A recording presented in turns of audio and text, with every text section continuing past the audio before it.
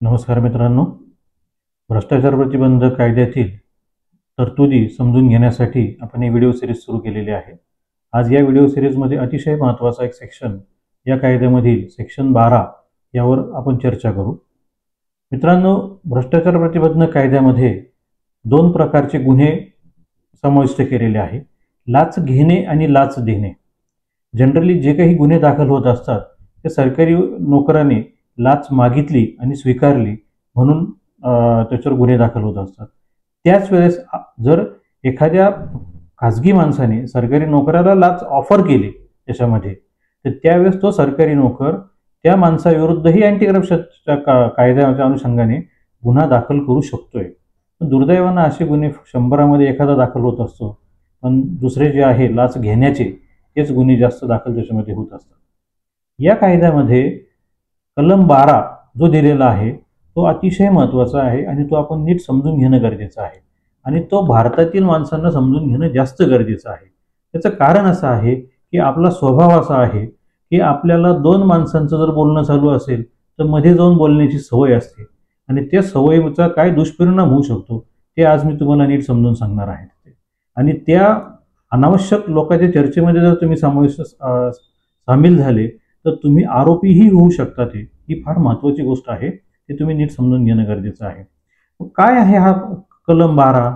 तर याच्यामध्ये दिलेलं आहे punishment for abetment of offences, की या कायद्याअंतर्गत जो कोणता गुन्हा आहे त्या गुन्ह्याला जर तुम्ही प्रवृत्त केलं, गुन्हा करण्यासाठी जर तुम्ही प्रवृत्त केलं तर तुम्ही कलम 12 खाली दोषी होऊ शकतात, असं त्याचं हेडिंग त्याच्यामध्ये दिलेलं आहे। आता पुढे काय म्हटलेलं ते आपण बघू। हुएवर हा शब्द जेव्हा जेव्हा येतो त्या वेळेस याचा अर्थ खाजगी इसम किंवा लोकसेवक हे दोघंही त्याच्यामध्ये येतात। Whoever abets any offence punishable under this act, कोणत्याही व्यक्तीने या कायद्यामध्ये प्रतिबंधित केलेल्या गुन्हाला जर प्रोत्साहन दिलं तर कलम 12 खाली हा गुन्हा होतो। पुढे म्हटलेलं आहे whether or not that offense is committed in consequences of that abatement, की ज्या पद्धतीने गुन्हा करण्यासाठी तुम्ही प्रवृत्त केलेला आहे तो गुन्हा घडला असेल किंवा नसेल तरीही कलम 12 खाली तो ऑफेन्स म्हणून गुन्हा म्हणून होत असतो। त्याला शिक्षा काय दिलेली आहे त्याच्यामध्ये पुढं की shall be punishable with imprisonment for term which shall not be less than 3 years but which may extend to 7 years and shall also be liable to fine, कमीत कमी 3 वर्ष जास्तीत जास्त 7 वर्ष आणि कोर्टाला वाटलं तर दंडही कोर्टामध्ये करू शकतो। मित्रांनो, याचे आपण बळी कधी होतो त्याचे मी तुम्हाला काही उदाहरणं सांगतो। बऱ्याच वेळेस पोलीस स्टेशनमध्ये, सरकारी ऑफिसेसमध्ये काही चर्चा चालू असते। ती चर्चा कशाच्या अनुषंगाने आहे आपल्याला काहीही माहिती नसतं, पण आपल्याला विनाकारण दोन लोकांमध्ये बोलण्याची सवय असते।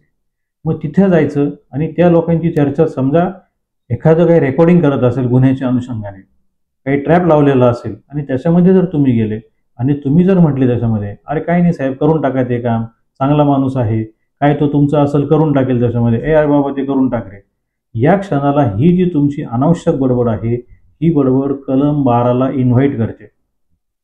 अशा माझ्या बघण्यामध्ये अनेक केसेस आहे की ज्याच्यामध्ये कलम 12 खाली ज्या लोकांचा काहीही संबंध नाही अशा लोक त्याच्यामध्ये आरोपी झालेले आहेत। मग हे सगळं कशामुळे होतं? आपल्याला कायदा माहीत नसतो। कायदा जर आपल्याला माहीत असेल, नेमकं काय केलं तर गुन्हा होतो आणि काय नाही केलं तर गुन्हा होतो हे नीट समजून घेणं गरजेचं आहे, म्हणून हा व्हिडिओ आम्ही त्याच्यामध्ये बनवलेला आहे। दुसरी महत्त्वाची गोष्ट, कोणत्याही व्यक्तीला फोनवर बोलत असताना आपण व्यवस्थित बोललं पाहिजे, कारण अनेक असे, सगळ्यांकडे आता स्मार्टफोन्स आहेत, सगळ्यांकडे रेकॉर्डिंग्स आहेत त्याच्यामध्ये। मग याही परिस्थितीमध्ये तुम्ही ते काम करून टाका, तुमचं काय असेल आम्ही करून टाकू, मी त्याला सांगतो तो तुम्हाला येऊन भेटेल।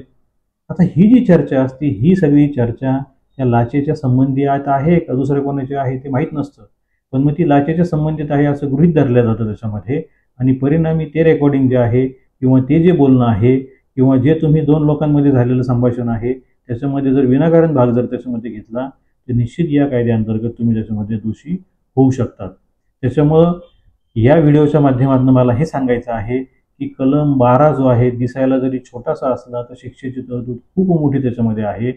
बऱ्याच वेळेस ते बोलत असताना तुमचा उद्देशही काही नसतो, परंतु या कायद्याच्या अनुषंगाने तो गुन्हा त्याच्यामध्ये होत असतो. म्हणून दोन व्यक्तींचं संभाषण चालू असेल तर तुम्ही मध्ये कोणीही बोलू नका. विषय जोपर्यंत तुम्हाला पूर्ण माहिती होत नाही तोपर्यंत कुठलीही प्रतिक्रिया त्याच्यामध्ये देऊ नका.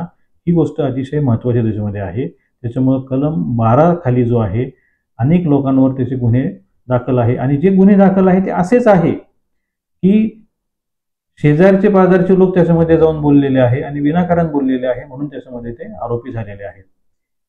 या व्हिडिओच्या माध्यमातून मला हे सर्वांना सांगायचं आहे की कायदा जर नीट समजून घेतला तर आपण जे गुन्हे दाखल होतात त्याच्यापासून आपल्याला संरक्षण त्याच्यामध्ये मिळू शकतं. याच उद्देशाने हा व्हिडिओ त्याच्यामध्ये बनवलेला आहे.